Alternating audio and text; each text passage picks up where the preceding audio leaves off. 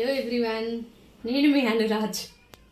ఈరోజు అయితే onion egg curry చేస్తున్నాను. దానికి కావాల్సింది ఆనియన్స్ ఇలా కట్ చేసుకోవాలి చిన్న చిన్నగా. తర్వాత ఆయిల్ వేసుకోవాలి. ఆల్రెడీ వేసుకున్నా నేను, మళ్ళీ ఇంకా కొంచెం వేసుకున్నా. ఆయిల్ వేసుకోవాలి, జీరా వేసుకోవాలి,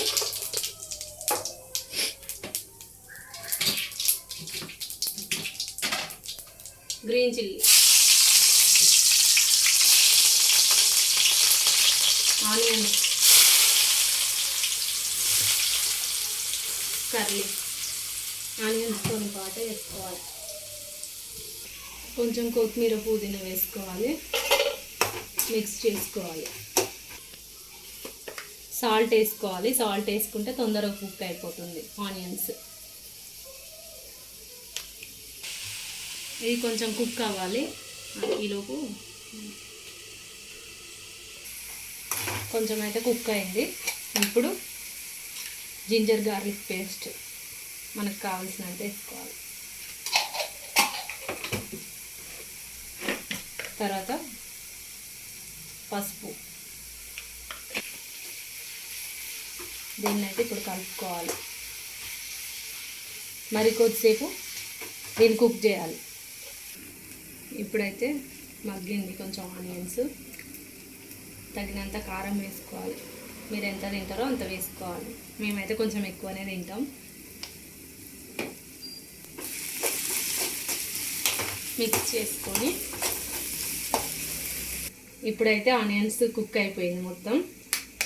ఎగ్ బ్రేక్ చేసుకొని వేసుకోవాలి ఇందులో.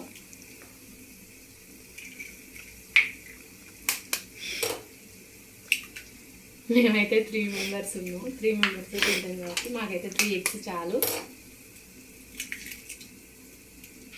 ఇది మిక్స్ చేయొద్దు. మిక్స్ చేస్తే ఎగ్ అనేది బ్రేక్ అయిపోతుంది. మొత్తం సిమ్లో ఉంచి కుక్ చేసుకోవాలి. క్యాప్ పెట్టుకోవాలి. 5 మినిట్స్ తర్వాత ఓపెన్. ఎగ్స్ పైన కొంచెం కారం వేసుకోవాలి, ఎందుకంటే చప్పగా ఉండకుండా ఉండడానికి. ఇప్పుడు ఓపెన్ చేసి చూద్దాం. ఎగ్స్ బ్రేక్ అవ్వకుండా ఇలా కలుపుకోవాలి. రిటర్న్ చేసుకోవాలి. ఓకే, మళ్ళీ కుక్ చేసుకోవాలి. ఇప్పుడు ఓపెన్ చేసి చూద్దాం. ఆల్మోస్ట్ కుక్ అయిపోయినట్టు.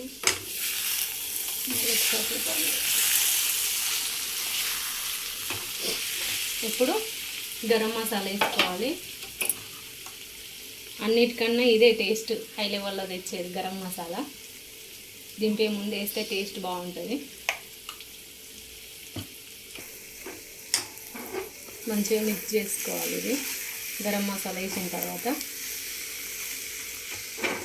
మళ్ళీ ఒక 2 మినిట్స్ మూత పెట్టుకొని కుక్ చేసుకోవాలి. ఇప్పుడైతే కుక్ అయిపోయింది. కొత్తిమీర పుదీనా వేసుకోవాలి.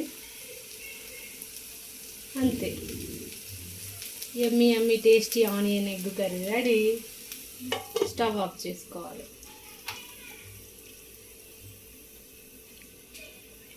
బాయ్.